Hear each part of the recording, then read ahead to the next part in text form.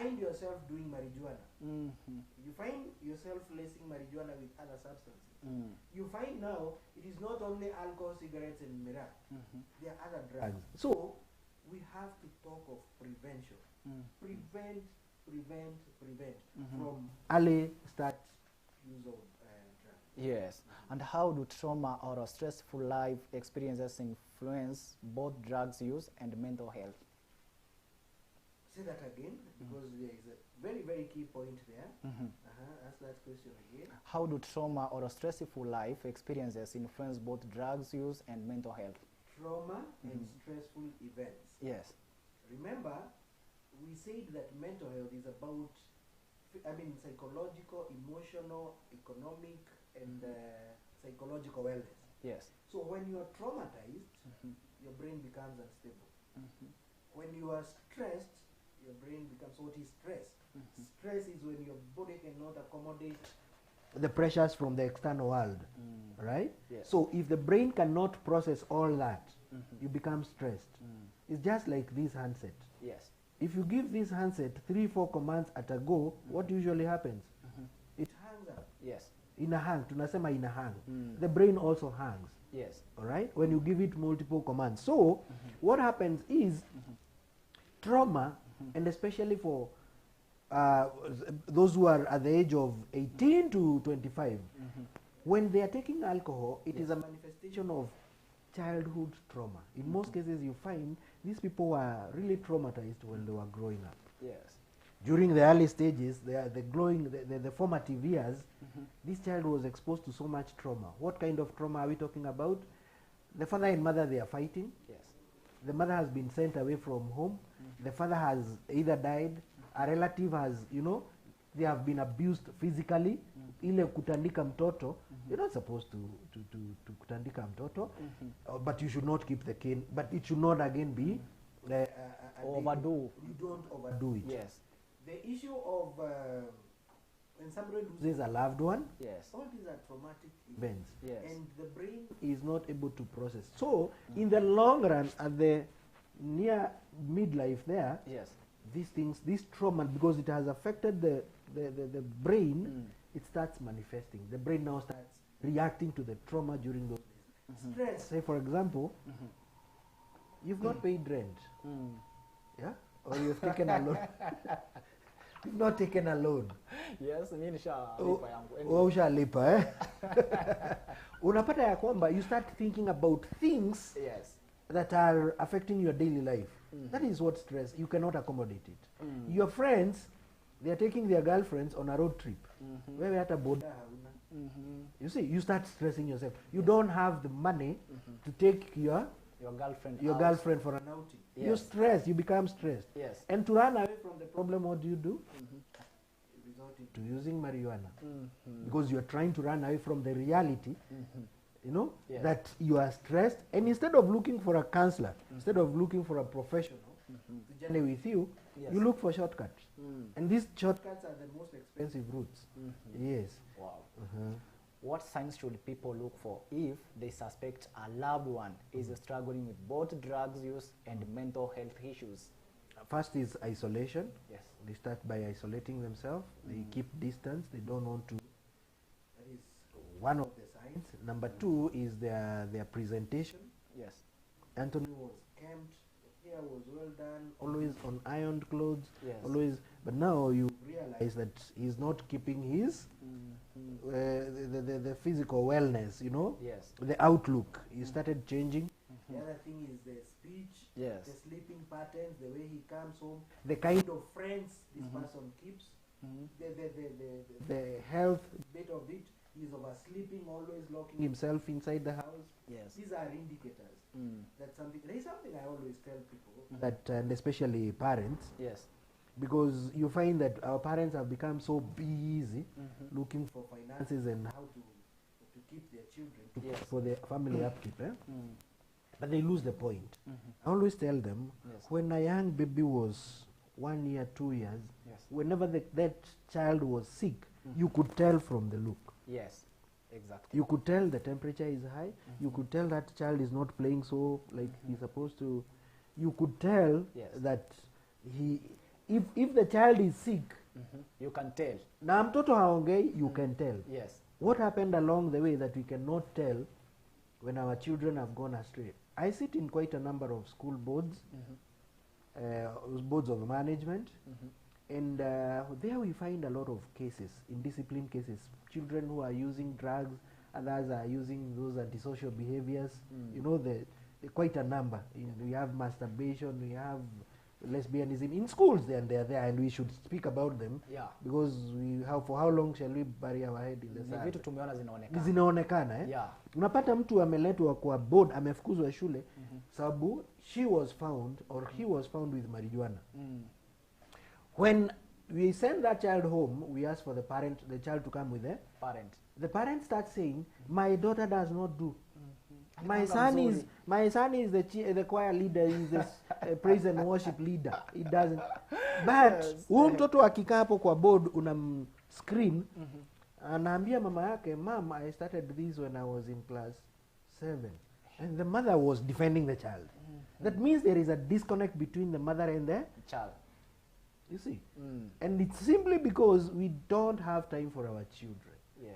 to notice or to realize the changes that are happening in their lives. Physical changes, emotional changes, psychological changes, Yes. intellectual changes, all these changes, and you cannot stop them.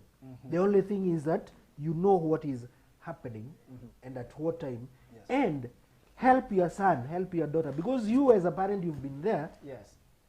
Help them navigate that space. Kuna hii kitu pia imekuwa ikitrend sana. Wanasema mtoto amekuwa over 18 years anaweza kujitegemea. So even you don't need to tell her do this or do that. Wanasema you are over 18 years, you can do. They ignore, parents ignore. So what is your advice to the parent? That is what I'm saying. The big problem is our parents assume. Like now, for example, you find somebody because he or she has joined college or has joined the university, you assume that person is a grown-up. No, not at all. There is still a long way to go. Yes. You know, you tend to, even a tree, when you plant a tree, take care of it until the foundation is good, the stem is big enough to support. When I was coming here, Yes. I noticed you have some students who you're mentoring. Yeah.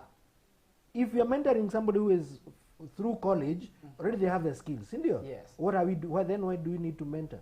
Because we have to journey with them until they achieve their dreams. dreams. Yes. You keep on, unamwambia usipite hapa, pita hapa, ule wachana na yeye. This is the kind of friends that you're supposed to keep. Yes.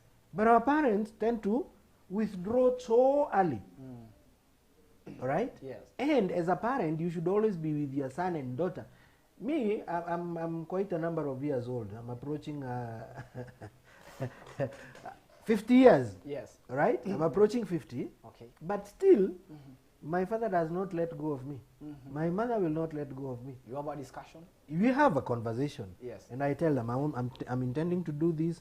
They tell me, no, this is not the time. Or, yes, you should have done this yesterday. Yes. You see, that conversation is what makes me now to flourish, because I'm doing something with their blessing. They have the experience, they have the knowledge, they have been there in the past. But our parents today, and the worst thing is, Yes. Anthony, and this I'm telling to the parents, the worst that happens is because you are so busy, wazazi uko busy sana ukitafuta pesa, School fees nini, and you leave house at 5 a.m., come back at 10 p.m. when the children are asleep. Mfanyikazi ni anajua watu. Ni anajua watoto. Yeah. Hii pesa you are so much working hard to achieve so that you can enjoy your old age. You realize that by the time you are retiring at the age of 60, Yes. all the money that you had saved to enjoy in your retirement, you've started spending that money on rehabs. You've started spending money on kuweka wakili juu mtoto wako alishikwa. You've started spending that money. You don't enjoy it simply because you didn't have ample time with your child. You're working so hard, but for who? If you're not molding that child, then eventually that person will become a useless person. You have invested in apartments, you have big cars, but your child is out there anavuta bangi. Hata wengine wanapigiwa simu wako university alishikwa. Nashangaa mtoto wangu alikuwa pastor. Alikuwa mhubiri. Aliingia huko akiwa. And so we should keep close touch with our children. Yes. If we lose touch with our children, we are going to regret later. In our later, and it is very painful. You find even parents are dying of blood pressure, blood sugar, Yes. all emanating from their children. Yes. Who's to blame? They, because they did not have time when this child was growing up. So, can we spend enough time? And also, while still at that one, parenting skills. Yes. We have to be very conscious about how we do parenting. Yes. What kind of treatment are available for someone dealing with both addiction and mental health illness? What kind of treatment? Yes. We have a varied, we have different treatments, but it's very important to mention that Yes. treatment has to begin with, it has to be done by professionals. Yes. Alcohol and drug abuse addiction, mental health problem, it has to be done by professionals. Don't go to quacks, because that's where the problem now has. We have identified a problem. People have commercialized now, because the statistics are showing that there is a big, it's bursting. Yes. People have now started commercializing rehabilitation centers and even mental health institutions. So you find you have half-baked Yes. psychologists, half-baked psychiatric doctors, nurses, and it's a high time we blow the whistle. All right? Yes. Now, first, you have to go to a professional. Yes. When you go to a professional, the first thing that a professional should do is to do screening and assessment. Yes. Let that person screen and assess. After screening and doing that assessment, that's when you realize this is the treatment plan that you are going to use. Because after screening and assessing, Yes. this one is going to inform this person needs a residential treatment. Okay. This person needs an outpatient. Yes. This person needs long-term treatment through screening. Screening done by who? By a professional. So, answering your question, the different treatment approaches that we have, if it is inpatient, look for a treatment facility that is accredited by the government. Because I said people have commercialized, right? Yes. So, treatment can come in different ways: the inpatient, the outpatient, the long term. Shikilia hapo kidogo. Thank you. Tunachukua mapumziko mafupi dakika moja, mpenzi mtazamaji, tunarejea. Kwa hivyo usiende mbali.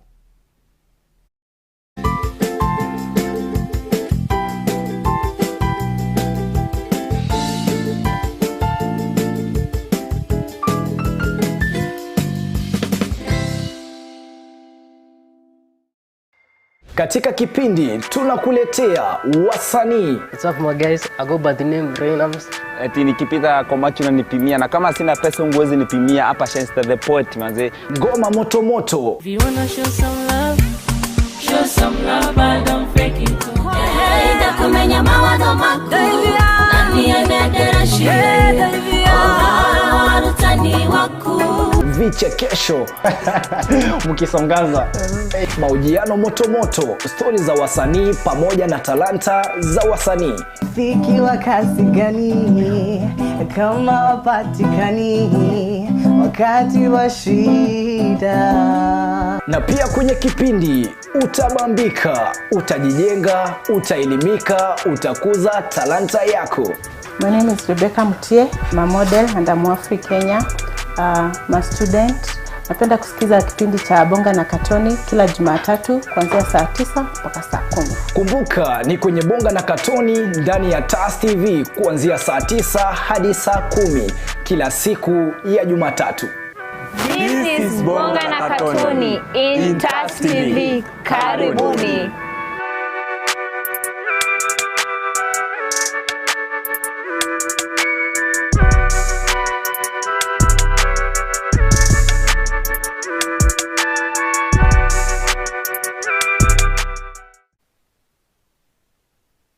Okay, welcome back. We were on the treatments and you were explaining it to us. Yes, I was talking about the different approaches to treatment. And I said first you start with for your loved ones because you love them. Yes. Take them to a professional. Yes. When they get to a professional, the professional has the standard treatment plan. Yes. And we start with diagnosis, which is a screening assessment. After screening and assessment, this professional will be able to develop a treatment plan. It's either inpatient or outpatient. When you go for inpatient, you find an institution, a fully accredited institution should have a psychiatric doctor, Yes. a medical doctor, a psychologist, an addiction counselor, and a nutritionist, a physiotherapist, because somebody who is undergoing rehabilitation. What is rehabilitation? Finding restoration. Yes. This is something that was disintegrated and we are bringing back. Yes. So to have a complete person, you have to look at the medical aspect, the psychological aspect, the mental well-being through a counselor. You need a nutritionist. So many people who are affected by drugs, they don't feed well. They are emaciated. So you need a nutritionist. Yes. You need and that's where now the treatment. It's a combination. We call it biopsychosocial treatment. Biological, psychological, social, you know, and it is done all these are under one roof. It is a treatment facility. Yes.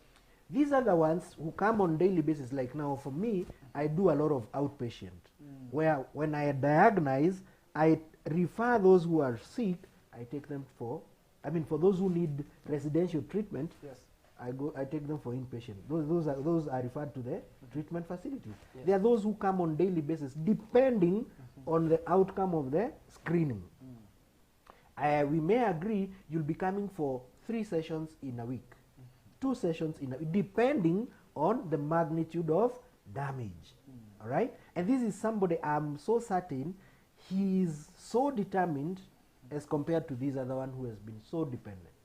All right? Yes. There are those who are now again on a long-term treatment that they have to live with this medication for their all through their life. All right? Yes. So treatment has different approaches, but what I'm asking again and again, can we have accredited people? Recently, the government did a very good thing, Yes. where we have certification of mental health experts, psychologists, psychiatric doctors. We are all certified by, counselors and psychologists board. So look for those professionals. Yes. Why do you think there is still so much stigma around mental health and drug addiction? Stigma. Yes. What is stigma, Anthony? Stigma is where you're branded, you're named, you're called names, Yes. you're disassociated, you're isolated, and it is not embraced. Mental health and drug abuse in this country, Yes. they have been zinaonekana ni za watoto wenye wame the spoiled brats, Yes. you know, the spoiled kids. This one is his wish if he wants to. So it has not been embraced. And you find there is so much stigma. If there is anything that is really affecting treatment, the stigma associated with drug abuse, the stigma associated with mental health conditions. And remember, it is a disease just like malaria, like I say. It's a disease like tuberculosis or whooping cough or any other disease. Just like the way right now in the country, Yeah. we are talking about Mpox. And that awareness is all over. Mpox. But we rarely hear that with addiction disease. Yes. Rarely hear that about mental disease. You see? Yes. But slowly, the society is embracing, slowly, and that's why you realize previously, if you're found to have a drinking problem, previously, you are sacked from work.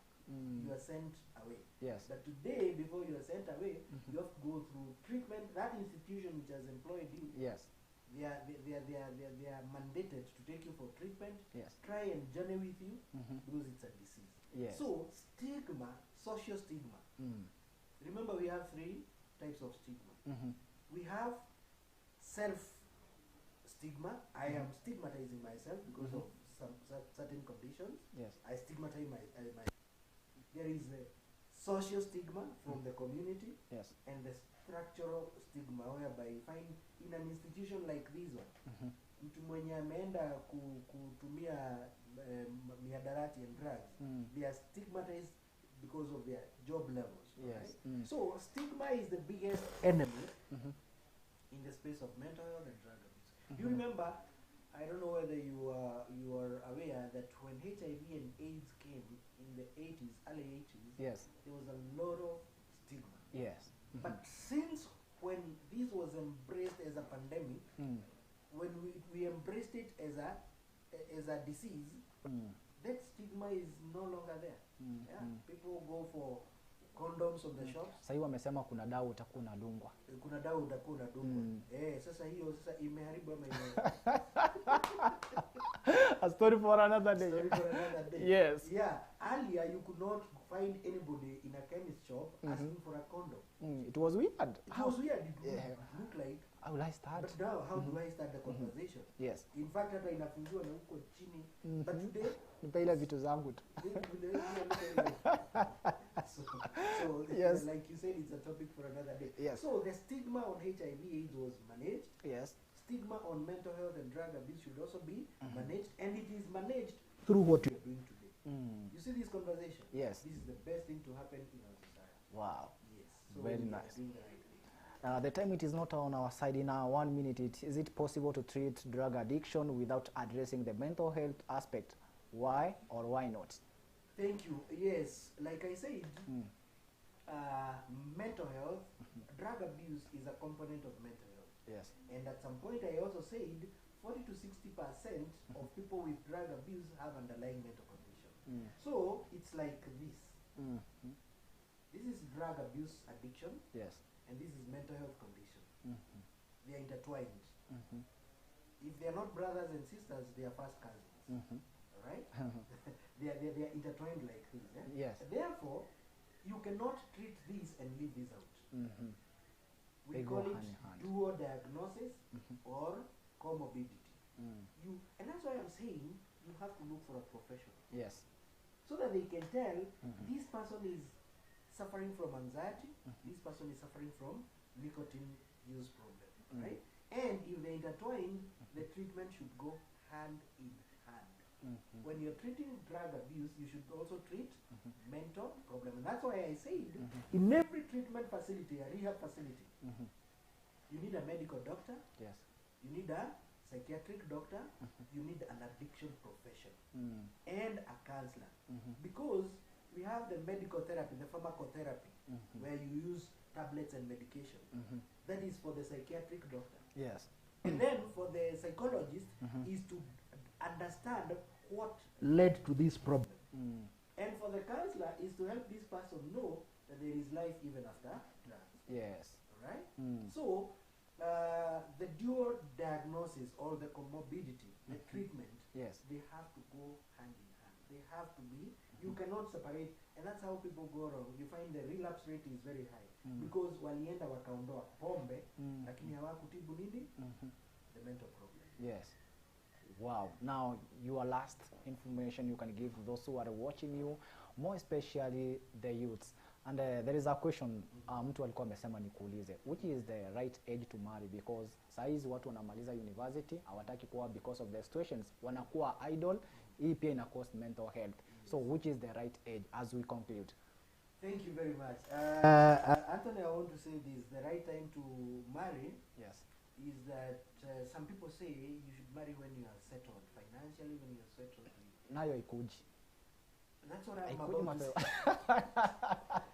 That's what Yes. I'm supposed to say. Yes. That marriage is, like we know, I'm a Christian, and I know I'm addressing some Christians. Yes. We believe marriage is ordained by God.